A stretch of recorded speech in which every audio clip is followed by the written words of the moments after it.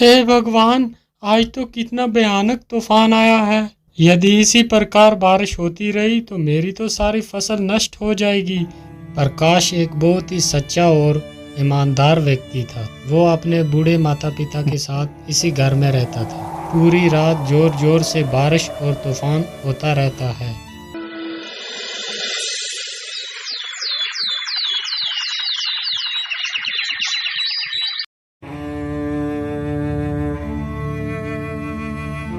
पिताजी, मैं खेतों की तरफ जा रहा हूँ।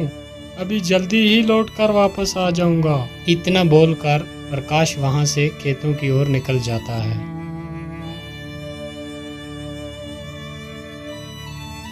प्रकाश चलते चलते फिर अपने खेतों के पास पहुंच ही जाता है और वो क्या देखता है कि उसकी अपनी सारी फसल जो थी वो नष्ट हो चुकी है। हे भगवान, ये क्या हो गया? अब मैं क्या करूंगा? मेरी तो सारी फसल नष्ट हो चुकी है। अनाज कहाँ से लाऊंगा और अपने बूढ़े माता पिता को क्या खिलाऊंगा? बेचारा प्रकाश वहाँ पेड़ के नीचे बैठकर बहुत देर तक रोता रहता है। हे भगवान, मेरे परिवार का सहारा बस ये खेत ही था। आज वो भी नष्ट हो गया। अब मैं क्या करूंगा? अब तो यहाँ रहकर मैं अपने माता पिता का पेट नहीं भर पाऊंगा। मैं ऐसा करता हूँ, अपने बूढ़े माता पिता को साथ लेकर कहीं दूसरे गांव में चला जाता हूँ। इतना कहकर प्रकाश वहाँ से अपने घर की तरफ चल देता है।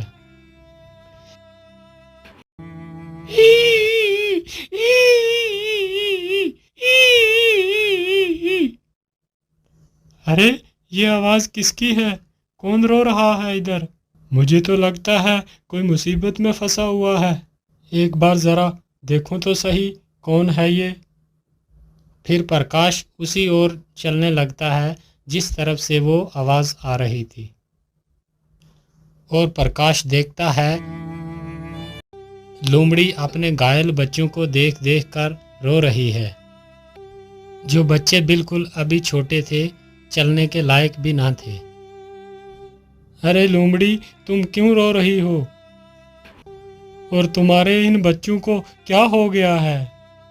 अरे भैया, मैं तुम्हें क्या बताऊं, इस तूफान ने तो मेरा सारा घर ही उजाड़ दिया। अभी कुछ दिन पहले ही मेरे बच्चों ने जन्म लिया था। अभी ये चलने के लायक भी नहीं है। तूफान ने हमारा ये हाल कर दिया। अरे लोमड़ी, तुम दुखी मत हो। मैं तुम्हारी कुछ मदद कर देता हूँ। मैं तुम्हारे बच्चे को दवाई लगा देता हूँ जिससे जख्म बहुत जल्दी भर जाएंगे, और मैं तुम्हारा ये घर भी थोड़ा ठीक कर देता हूँ। प्रकाश की ये बात सुनकर लोमड़ी की थोड़ी जान में जान आई। प्रकाश जल्दी से जाता है और कुछ दवाई की पत्तियाँ तोड़कर लाता है और जल्दी ही उन घायल बच्चों के घावों पर लगा देता है। और फिर वो जल्दी से वो गिरा हुआ पेड़ जो था जिसमें वो रह रहे थे उसे सही जगह पर। ये देखकर लोमड़ी बहुत ज़्यादा खुश हो जाती है। हे दयालु इंसान, तूने मेरे परिवार को मरने से बचा लिया। तुम बहुत अच्छे आदमी हो। मैं तुम्हारा ये एहसान कभी नहीं भूलूंगी। अच्छा लोमड़ी, अब मैं चलता हूँ। अरे रुको भैया, तुमने मुझे मुसीबत से निकाला, लेकिन मैं देख रही हूँ तुम्हारे चेहरे पे बहुत उदासी है। क्या कारण है? तुम इतने परेशान क्यों हो? अरे मैं क्या ही बताऊँ, जिस जालिम तूफान ने तुम्हें कष्ट दिया है उसी जालिम तूफान ने मेरा भी खेत जो था वो सारा तबाह कर दिया है, और उसी फसल से मेरी सारी उम्मीदें थी। अब वो फसल भी सारी नष्ट हो चुकी है। अब मैं क्या करूँगा? खाना कहाँ से लाऊंगा और अपने बूढ़े माता पिता को क्या खिलाऊंगा? मेरे पास खेती के सिवा दूसरा कोई साधन भी नहीं है। अब तुम ही बताओ, मैं क्या करूं? अरे मेरे भाई, आप दुखी मत हो। आपने इतनी हमारी मदद की है तो मैं भी आपकी एक मदद कर देती हूँ। मैं तुम्हें एक खजाने का रास्ता बताती हूँ जिसकी वजह से तुम्हारी गरीबी हमेशा के लिए खत्म हो जाएगी। लेकिन वो खजाना है कहाँ? वो खजाना तुम्हें नीलगिरी की पहाड़ियों में मिलेगा। याद रहे, वो खजाना देखकर तुम्हें ज्यादा लालची नहीं बनना, अगर तुम्हारे मन में ज्यादा लालच आई तो वो खजाना तुम्हें नहीं मिलेगा। ठीक है, मैं तुम्हारी बात को याद रखूंगा। अच्छा, मैं चलता हूँ। इतना बोलकर प्रकाश खजाने की खोज में निकल पड़ता है। प्रकाश चलते चलते बहुत ज्यादा थक गया था और उसे भूख भी बहुत लगी हुई थी। अरे, मैं तो चलते चलते बहुत ज्यादा थक गया हूँ और मुझे भूख भी बहुत लगी है। यहाँ तो आसपास कुछ भी नजर नहीं आता। मैं ऐसा करता हूँ कि कुछ आसपास ही खाने को ढूंढता हूँ, शायद कुछ खाने के लिए मिल जाए। इतना सोचकर प्रकाश खाना ढूंढने लगता है। काफी देर इधर उधर भटकने के बाद उसे एक आम का पेड़ दिखाई देता है जिसमें बहुत सारे आम लगे हुए थे। अरे, इस पेड़ में तो कितने सारे आम लगे हुए हैं। मैं जल्दी से कुछ आम तोड़ लेता हूँ। और प्रकाश जैसे ही उस आम की तरफ अपना हाथ बढ़ाता है तो पेड़ के सारे आम गायब हो जाते हैं। ये देखकर प्रकाश बहुत ही हैरान हो जाता है। अरे, ये क्या हुआ? अचानक से वो सारे आम कहाँ गायब हो गए? बेटा, तुम इस पेड़ के आम ऐसे नहीं खा पाओगे। अरे, ये किसकी आवाज है? कौन है? और आसपास तो मुझे कोई भी नहीं दिखाई देता, फिर ये आवाज कहाँ से आ रही है? बेटा, मैं तो तुम्हारे सामने ही खड़ा हूँ। मैं एक पेड़ हूँ, लेकिन क्यों पेड़? मैं तुम्हारे फल क्यों नहीं खा सकता? बेटा, इंसानों ने हमें बहुत सारे कष्ट दिए हैं। हमने इंसानों के लिए क्या कुछ नहीं किया। उन्हें अपने स्वादिष्ट फल खिलाए और हम खुद धूप और बारिश में तकलीफ उठाते रहे। लेकिन तुम इंसानों को अपनी छाया में बिठाया, लेकिन बदले में तुम इंसानों ने हमारे लिए क्या किया?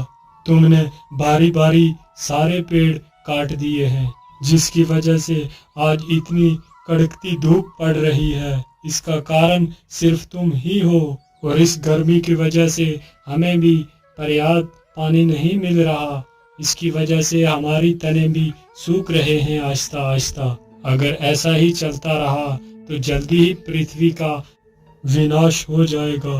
यदि इस विनाश को रोकना है, यदि कोई व्यक्ति एक पेड़ किसी मजबूरी के कारण काटता है, तो उसके बदले कम से कम उसे 3 पेड़ लगाने होंगे, तभी हम इस पृथ्वी को सुरक्षित रख सकते हैं। लेकिन पेड़, मैं इसके लिए क्या कर सकता हूँ? बेटा, मैं तो किसी के पास जाकर ये बात नहीं बता सकता, लेकिन ईश्वर ने तो तुम्हें पैर दिए हैं। तुम हर एक व्यक्ति तक ये संदेश पहुंचाओ। ऐसा करने के लिए क्या तुम तैयार हो? तभी मैं तुम्हें फल खिला सकता हूँ। हाँ हाँ पेड़, ठीक है, मैं आपके इस संदेश को हर आदमी के पास पहुंचाऊंगा।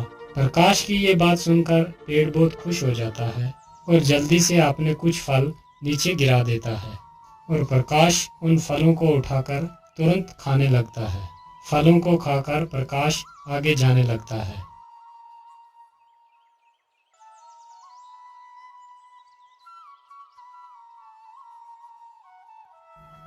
अरे बाप रे बाप, इतनी जोर की धूप पड़ रही है और इस धूप में चलना तो बहुत मुश्किल हो रहा है और मुझे बहुत सारी प्यास भी लगी है, लेकिन नदी तो पास में ही है। चलो थोड़ा सा पानी ही पी लेता हूँ। पानी पीकर जैसे तो सारी थकान दूर हो जाती है। अरे, पानी के भीतर ये क्या है जो इतना चमक रहा है? और प्रकाश अपना हाथ उस पानी में डालता है और जल्दी ही उस चमकते सिक्के को बाहर निकाल। अरे, ये तो सोना है, लेकिन इस नदी के भीतर ये सोना आया कहाँ से? वो नदी उसी नीलगिरी पहाड़ी से होकर गुजरती थी, जिसकी वजह से कभी कभी सोना उस नदी में बहकर आ जाता था। इसका मतलब ये नदी नीलगिरी पहाड़ी से होकर आती है। चलो जल्दी से मैं गुफा के पास जाता हूँ।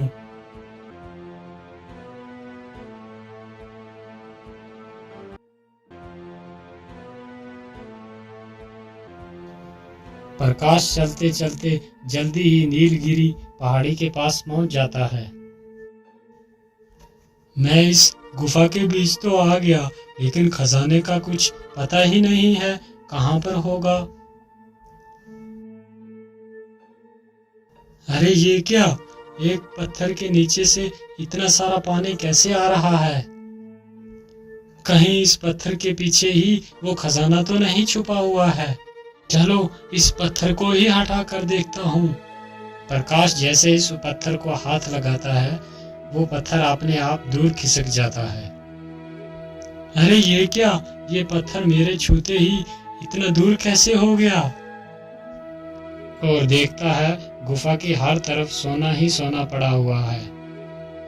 अरे बाप रे बाप, यहाँ पर इतना सारा खजाना पड़ा हुआ है। कहीं मैं कोई सपना तो नहीं देख रहा? क्या ये हकीकत है? अरे नहीं नहीं, ये कोई सपना नहीं है, ये हकीकत ही में ही सोना है। चलो मैं अपनी जरूरत के हिसाब से ही सोना ले लेता हूँ। और प्रकाश एक पोटली भरकर सोना ले लेता है। आहा, इतना सोना मेरे जीवन के लिए बहुत काफी है। इतना कहकर प्रकाश सोने की पोटली अपने सिर पर रखकर वहां से निकल पड़ता है। रुक जाओ, कौन हो तुम और इस पोटली में क्या लेकर जा रहे हो? क्या हुआ, तुम कुछ बोल क्यों नहीं रहा? इस पोटली के भीतर क्या छुपा के रखा है तुमने? अरे सरदार, ये ऐसे आदमी नहीं बताएगा। हम इसकी पोटली छीनकर खुद ही देख लेते हैं कि इसकी पोटली के भीतर क्या रखा है।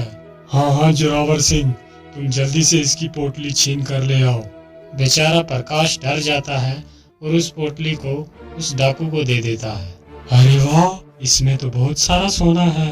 अरे युवक, तुम्हें ये सोना कहाँ से मिला? जल्दी से बताओ, वरना मारे जाओगे। भाई, ये सोना तो मुझे इसी गुफा से ही मिला है। वहाँ पर तो ढेर सारा सोना पड़ा है। मैंने अपनी जरूरत के हिसाब से थोड़ा ही सोना लिया है। क्या कहा? इतना सारा सोना? और जिस सोने को हम वर्षों से ढूंढ रहे हैं, और वो सोना तुम्हें मिल गया? हाँ भाई, वो सोना मुझे ही मिला है। और चल जल्दी जल्दी, और वो बता मुझे सोना कहाँ पर है, नहीं तो तुम्हें मारकर इसी गुफा में दफना देंगे। ठीक है भाई, अब मुझे कुछ मत करना, मैं आपको उसी गुफा के अंदर ले चलता हूँ। और जल्दी से जाकर उस बड़े पत्थर के पास रुक जाता है। क्या हुआ, तुम यहाँ पर क्यों रुक गए? यहाँ पर तो कोई सोना नजर नहीं आ रहा। अरे भाई, इस पत्थर के पीछे ही तो वो खजाना छुपा हुआ है। क्या इस पत्थर के पीछे वो खजाना है? लेकिन तू इस पत्थर के पीछे गया कैसे, और तुमने अकेले ने ये रास्ते से हटाया कैसे? अरे दुष्ट, तू मुझे मूर्ख बना रहा है कि तूने अकेले ही नहीं ये इतना बड़ा पत्थर हटा लिया, जबकि हम सारे लोग मिलकर इस पत्थर को दिन भर नहीं हिला सके, और तूने इस पत्थर को अकेले ही हटा दिया। नहीं भाई, मैं झूठ नहीं बोल रहा, मैंने सचमुच अकेले ही इस पत्थर को हटाया था और इसके अंदर मैं गया था। यदि ऐसी ही बात है तो तू मेरे सामने ही इस पत्थर को हटा, जरा मैं भी तो देखूं कि तूने अकेले ही इतने बड़े पत्थर को कैसे हटा दिया। ठीक है भाई, मैं अभी इस पत्थर को हटाता हूँ। इतना कहकर प्रकाश जैसे ही उस पत्थर को छूता है, वो पत्थर अपने आप दूर खिसक जाता है। पत्थर दूर खिसकते ही गुफा का सारा खजाना साफ साफ दिखाई देता है। खजाना देखकर तीनों डाकू तो पागल ही हो जाते हैं। अरे वाह वाह वाह, इतना सारा खजाना है। आखिरकार ये सोना हमारे हाथ लग ही गया। अब तो हम ही इस सारे खजाने को उठाकर ले जाएंगे। डाकू के इतने बोलते ही गुफा का दरवाजा अपने आप बंद हो जाता है। तीनों दुष्ट डाकू उसी गुफा के अंदर फंस जाते हैं और प्रकाश अपनी उस सोने की पोटली को उठाता है और वहां से भाग जाता है। और वो डाकू तीन के तीन अंदर ही उस गुफा के दम घुट के मर गए।